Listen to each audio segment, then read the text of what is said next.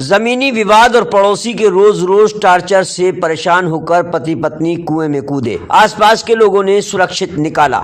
Civil line road रेडिवास में पिछले 2 सालों से चल रहे जमीनी विवाद ने आज इतना तूल पकड़ लिया कि इन जमीनी विवाद से तंग आकर वहीं पर रहने वाले रामप्रकाश मंजू ने बंद पड़े कुएं में कूद गए।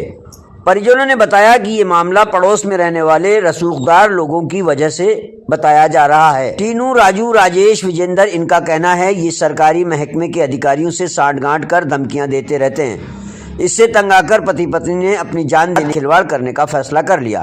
परिजनों ने पड़ोस में रहने वाले बम परिवार के लोगों पर रोजाना जमीनी मामले में टार्चर कर रखा था, जिससे नाराज पति पत्नी ने बंद पड़े कुएं में कूद पड़े।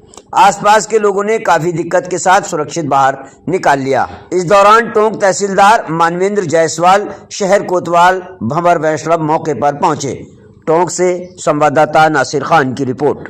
ये आज 2 मियां पति पत्नी बंद कुएं में कूद गए। किस तरह का मामला था, क्या मामला प्रकरण में आया सर? हाँ, अभी इतला आई थी हमारे पास में, कोई पति पत्नी उनके घर के सामने कुआ है, उसमें कूद गए। तो मौके पे आके देखा तो उनको निकाल लिया। और ये रामप्रकाश प्रजापत और उसकी पत्नी है। तो अब उनका विवाद क्या है, पूरा कारण क्या रहा है, उसके बारे में तो पूरी जांच कर रहे हैं क्या विवाद है। कितनी मेहनत लगी निकालने में, कुछ पता ना?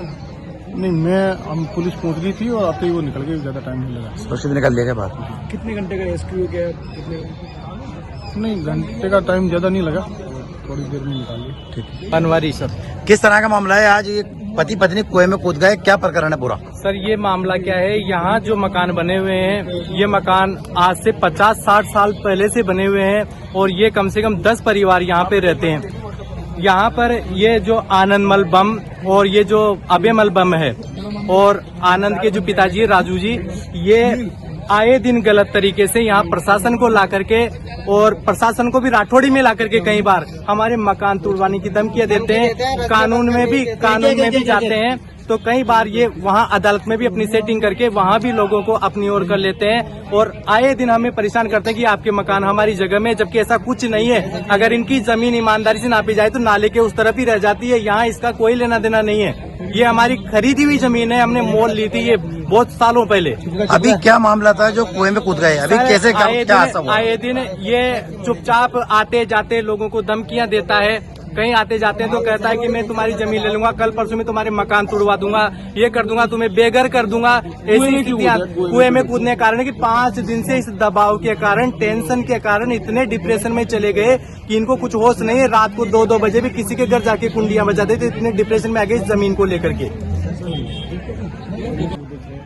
जमीनी विवाद को लेकर आखिर ये मामला समझ आ रहा है कि माफिया है, कोई है, क्या मामला है?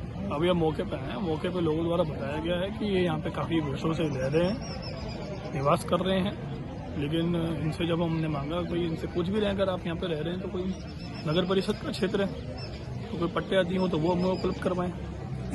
और अभी जो सुनने में आ रहा है कि ये जो दंपत्ति है, ये किसी के दबाव में कि भाई इनके मकान वगैरह टूट जाएंगे, उससे इन्होंने चिंतावश होकर के कुएं में कूदने की कोशिश बंद कुएं को खोल के कूदे।